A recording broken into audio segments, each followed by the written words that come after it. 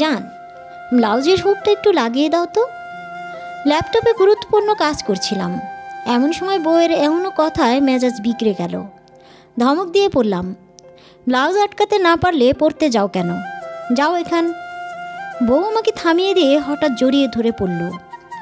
আটকানোর জন্য আমার আপনি আছেন না। রিল্যাক্স সাহেব। বউকে এইভাবে ধমক নয়, চুমু খান। বউকে চুমু খেলে মাইন্ড ফ্রেশ থাকে, হার্ট ভালো থাকে। এটা বিজ্ঞান দ্বারা প্রমাণিত। কি বিশ্বাস হচ্ছে না? তাহলে এবার ট্রাই করেই দেখুন। মেয়েটার উদ্ভট কথা শুনে বিরক্ত হলাম আমি। এমনিতেই তাকে আমার পছন্দ নয়। সুন্দরী গার্লফ্রেন্ড রেখে বাবা মায়ের চাপে বিয়ে করতে হয়েছে একটা বাচাল মেয়েকে। আমার বউটা বড় বেহায়া। আমি ওর সাথে রাগ দেখালে ধমক দিয়ে উল্টো আমায় জড়িয়ে ধরে, শান্ত হতে বলে। যে মেয়েকে কথা শোনালে বেহায়ার মতো আরও চিপকে যায়, হাসি মুখে সব কথা উড়িয়ে দেয়, তার সাথে পারা মুশকিল। যদিও আমি আমার বউকে মানসিকভাবে শান্তি দিই না। শরীরের টানে শরীরের মিলন হলেও মনের মিলন হচ্ছে না, কারণ তাকে আমার পছন্দ না। তার কথাবার্তা, চালচলন, বাচ্চামো, আবদার সব কিছু আমার বিরক্ত লাগে। কিন্তু আমার বউটা আমায় বড় ভালোবাসে। আমি এই মেয়ের সাথে আজ তর্কে গেলাম না। এর কথার বান শুরু হলে বক বক করে মাথা খারাপ করে ছাড়বে। তাই নিজেকে বাঁচাতে চুপচাপ ব্লাউজের হুক লাগিয়ে দিয়ে পুনরায় নিজের কাজে মনোযোগী হলাম। যা দেখে বউ মুখ বিকৃত করে বলল, নিরামিষ, আনরোমান্টিক একটা। আপনার ছোঁয়া পেতে আমি এত বাহানা খুঁজি, তবুও আপনার সান্নিধ্যে আমি যেতে পারি না।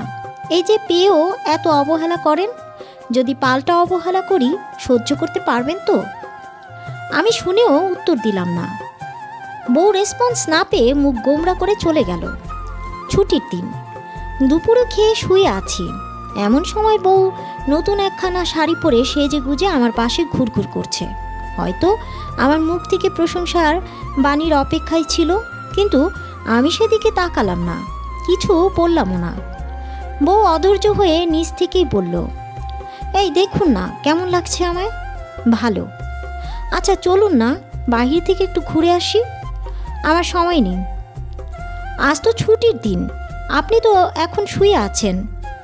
বউকে ধমক দিয়ে বললাম, এত বেশি কথা বলছো কেন তুমি? যাও এখান থেকে। তোমার এসব ঢং দেখলে আমার বিরক্ত লাগে। বউটা সেদিন চোখের জল মুছতে মুছতে আমার সামনে থেকে চলে গেল।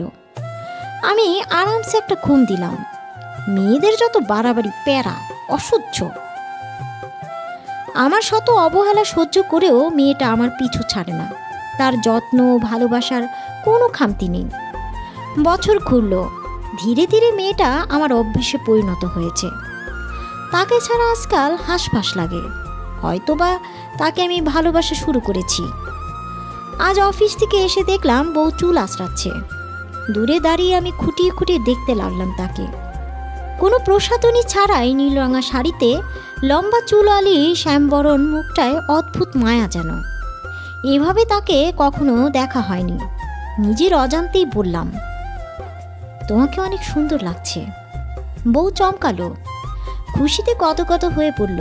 সত্যি? আমি মুচকি হেসে মাথা নাড়ালাম। পকেট থেকে এক মুঠো কাচের চুড়ি বের করে হাতে পরিয়ে দিলাম। বিয়ের পর এভাবে তাকে কখনো কিছু দেওয়া হয়নি। সামান্য এই চুড়িতে মেয়েটা সেদিন খুশিতে কেঁদেছিল। আগের মতো তাকে আর ধমক বকা দিতে গিয়েও পারি না। তার খুনছুটি, যখন তখন বাচ্চামো আবদার আমার বেশ ভালো লাগে। আমিও তুরন্ত বালকের ন্যায় তার ইচ্ছে পূরণ করি। ধীরে ধীরে আমি পুরোপুরি তার উপরই আসক্ত হয়ে গেলাম। ঠিক তখনই বউটা আমার বদলে গেল। আগের মতো আর আবদার, হুটহাট, এটা সেটায় বায়না করে না। আমি তার কাছাকাছি গেলেও সব কিছুতে এড়িয়ে চলতে শুরু করলো। এভাবে কিছুদিন গত হলো। আজ অফিস থেকে ফিরতে রাত হয়েছে অনেকটা। আগে একটু দেরি হলে বউ পাগল হয়ে যেত। তার ফোনে আমি বিরক্ত হতাম। কিছুদিন ধরে এখন তার পরিচিত নাম্বার থেকে কল আসে না। আমিও কিচ্ছুটি প্রকাশ করলাম না। আজ বাসায় এসে দেখি বউ টিভিতে সিরিয়াল দেখে। আমাকে দেখে প্রতিদিন আমার কাছে আসে, জড়িয়ে ধরে নিজ হাতে শার্ট খুলে দেয়। তার এই অভ্যাস মোতাবেক আমি নিজ হাতে শার্ট খোলা প্রায় ভুলে গেছি। রুমে এসে কতক্ষণ তার আশায় অপেক্ষা করলাম, কিন্তু আসলো না মেয়েটা। আমার একটু অভিমান হলো বটে, তবে প্রকাশ করলাম না, আমি নিজেও ডাকলাম না। তারপর থেকে সব কিছুতেই তার হেয়ালি। আজ আগেভাগে খেয়ে শুয়ে পড়লাম আমি। কিছুক্ষণ বিছানায় শুয়ে হাঁসফাঁস করলাম। ঘুম আসছে না, কেননা প্রতিদিন বউটা বুকের মাঝে জায়গা করে নেয়। তাকে ছাড়া ঘুম আসে না, বুকটা শূন্য শূন্য মনে হচ্ছে। তার আসার অপেক্ষা করলাম। এরই মধ্যে বউ এসে মুখ ঘুরিয়ে অন্য পাশে শুয়ে পড়ল, যা দেখে আমি নিজের সকল অভিমান দূরে সরিয়ে জড়িয়ে ধরলাম তাকে। বউ বিরক্ত হয়ে পড়ল। ছাড়ুন আমায়, এসব ভালো লাগছে না আমার, ঘুমোতে দিন, ঘুম পাচ্ছে খুব। যে মেয়ে একসময় আমার বুকে ঘুমানোর জন্য চোখের জল ফেলতো, আজ তার এসব ভালো লাগছে না। বাহ! নিজেকে আর নিয়ন্ত্রণ করতে পারলাম না। ক্রোধ নিয়ে শক্ত হাতে বউয়ের কোমর চেপে ধরে পড়লাম। সমস্যা কি তোর? আমাকে এভাবে ইগনোর করছিস কেন? পুরনো হয়ে গেছি, এখন আর ভালোবাসা যায় না? বিপরীতে বউ মুচকি হেসে বলল, আপনিও তো আমায় এভাবে দিনের পর দিন অবহেলা করেছেন, এবার বুঝলেন পাল্টা অবহেলা কেমন লাগে? আর শুনুন, আপনি আমার কাছে সবসময় নতুন, আপনাতে আমি সবসময় আসক্ত। এতদিন ইচ্ছে করে আমি আপনাকে এড়িয়ে গিয়েছি, শুধু আপনাকে বুঝালাম সংসার জীবনে একপাক্ষিক স্যাক্রিফাইস, একপাক্ষিক ভালোবাসা, প্রিয় মানুষের অবহেলা কতটা যন্ত্রণাদায়ক। বউয়ের কথায় কেঁপে উঠল আমার সত্তা। মস্তিষ্কের স্নায়ু কোষ জাগ্রত হলো। বউয়ের দেওয়া এতটুকু অবহেলা, এতটুকু ইগনোর সহ্য হলো না আমার। এতটুকুতেই মানসিক অশান্তিতে ভুগছি। খাওয়া ঘুমে অনিয়ম হয়েছে, সারাদিন মনমরা হয়ে থেকেছি। আর সেখানে আমি দিনের পর দিন মেয়েটাকে অবহেলা করেছি, তার চাওয়া পাওয়াকে কখনো গুরুত্ব দেইনি। আহারে, বউটা আমার কতটা না কষ্ট লুকিয়ে আমার সংসার করে গিয়েছে।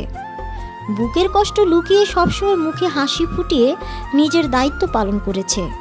অনুতপ্ত হই আমি, বউটাকে জড়িয়ে কেঁদেই ফেললাম। আমি অনুতপ্ত। বউয়ের মুখে মিষ্টি হাসি, তার এই অমায়িক হাসি বলে দিচ্ছে আমি জিতে গেলাম। অবশেষে বুঝলাম সংসার জীবনে সকল কিছু সহ্য হলেও সঙ্গীর অবহেলা সহ্য করা যায় না। অপর ব্যক্তির থেকে অবহেলা পেয়ে সংসার টিকলেও সেই সংসারে মানসিক শান্তি থাকে না। কাহিনীটি এখানেই সমাপ্ত হলো। কাহিনীর নাম পাল্টা অবহেলা, লিখেছেন সুমাইয়া আফরিন ঐশী। কাহিনীটি কেমন লাগলো অবশ্যই কমেন্ট করে জানাবেন। আর যারা এখনও চ্যানেলটি সাবস্ক্রাইব করেননি, তারা এখনই চ্যানেলটি সাবস্ক্রাইব করে পাশে থাকা বেল আইকনটি বাজিয়ে দিন, যাতে পরবর্তী নোটিফিকেশন আপনার কাছে খুব সহজেই পৌঁছে যেতে পারে। ফিরবো নতুন কোনো কাহিনী নিয়ে। আমি এস প্রত্যাশা আজকের মতো এখানেই বিদায় নিচ্ছি। ভালো থাকবেন, সুস্থ থাকবেন, ধন্যবাদ।